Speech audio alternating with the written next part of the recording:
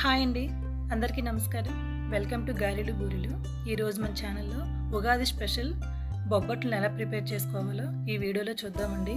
ఈ బొబ్బట్లు అనేది గోధుమ పిండితో గానీ, మైదా పిండితో గానీ ప్రిపేర్ చేసుకోవచ్చు. కానీ ఒకసారి పూర్ణం ప్రిపేర్ చేసుకుంటే గనక రెండిటిని ఒకేసారి మనం ప్రిపేర్ చేయొచ్చు. ఇప్పుడు వీడియోలో చూస్తుంది మైదా పిండితో చేసిందండి. ఇప్పుడు చూపిస్తుంది గోధుమ పిండితో చేసింది. రెండిటికి పెద్ద తేడా ఏం ఉండదు.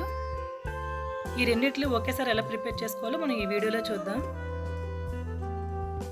బౌల్లో ఒక కప్పు వరకు శనగపప్పును తీసుకొని ఒకసారి బాగా కడిగి వాటర్ యాడ్ చేసుకొని ఒక 1 అవర్ పాటు నానబెట్టుకోవాలి. ఒక బౌల్లో ఒక కప్పు వరకు మైదా, కొద్దిగా పసుపు, half teaspoon salt, 1 teaspoon వరకు నెయ్యిని యాడ్ చేసుకొని ఒకసారి ముందు కలుపుకోవాలి.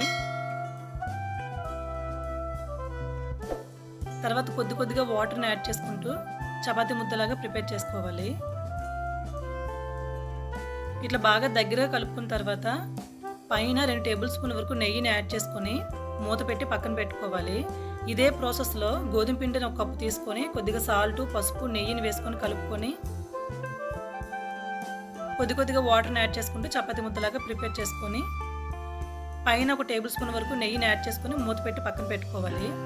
మనం ముందుగా నానబెట్టుకున్న పప్పుని కుక్కర్లోకి తీసుకొని నానబెట్టుకున్న వాటర్ని కొలిచి తీసుకోవాలి. ఒక కప్పుకి 2 కప్పుల వరకు వాటర్ని యాడ్ చేసుకొని 5-6 విజిల్ వచ్చేంత వరకు మెత్తగా ఉడికించుకోవాలి. ఉడికించిన పప్పుని వాటర్ మొత్తం సెపరేట్ చేసుకోవడానికి చిల్లుల గరిటెలోకి వేసుకొని బాగా చల్లారిన తర్వాత మిక్సీ జార్లోకి యాడ్ చేసుకొని పౌడర్ చేసుకోవాలి. ప్యాన్ పెట్టుకొని ఒక కప్పు శనగపప్పుకి కప్పున్నర వరకు బెల్లం తురుముని తీసుకొని కొద్దిగా వాటర్ని యాడ్ చేసుకొని పాకం రావాల్సిన పని లేదు, బెల్లం కరిగితే సరిపోతుంది. ఇప్పుడు మనం ముందుగా గ్రైండ్ చేసి పెట్టుకున్న శనగ పిండిని వేసుకోవాలి. మీడియం ఫ్లేమ్లో ఒక 10 మినిట్స్ పాటు కుక్ చేసుకోవాలండి, దగ్గర పడినంత వరకు. ఉండలు లేకుండా మ్యాష్ చేసుకుంటూ కలుపుకోవాలి. ఇందులో కొద్దిగా సాల్ట్ వేసుకోవాలండి, లేదంటే పూర్ణం అనేది చప్పగా ఉంటుంది. కొద్దిగా సాల్ట్, 1 టేబుల్ స్పూన్ వరకు యాలకుల పొడిని వేసుకొని ప్యాన్ నుంచి సెపరేట్ అయ్యేంత వరకు కుక్ చేసుకోవాలి.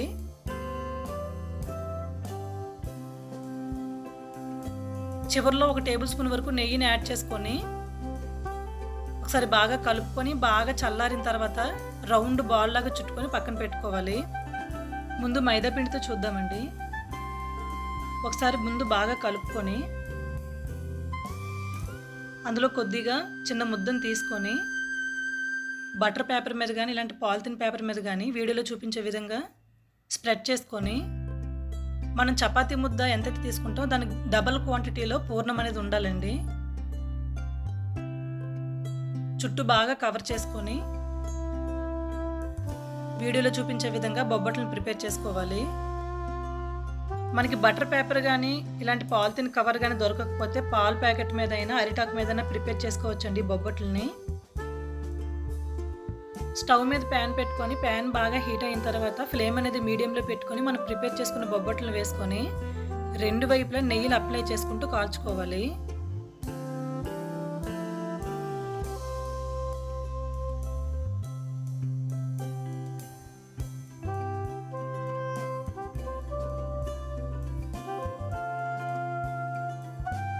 రెండు వైపులా బాగా కాలిన తర్వాత తీసేసుకోవడమే. సేమ్ ఇదే ప్రాసెస్లో మిగతా వాటిని కూడా ఫ్రై చేసుకోవాలి.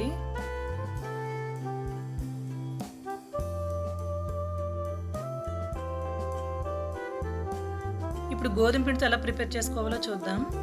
మనం ముందుగా కలిపి పెట్టుకున్న ముద్దను ఒకసారి బాగా కలుపుకొని అందులో చిన్న ముద్దను తీసుకొని వీడియోలో చూపించే విధంగా చేతితో బాగా స్ప్రెడ్ చేసుకోవాలి.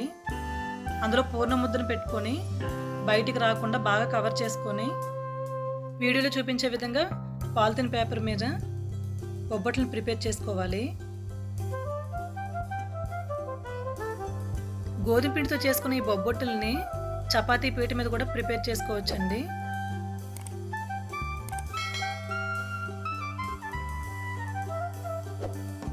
వీటిని కూడా సేమ్ అదే ప్రాసెస్లో బాగా హీట్ అయిన ప్యాన్ మీద వేసుకొని 2 వైపులా నెయ్యిని అప్లై చేసుకుంటూ కాల్చుకోవాలి.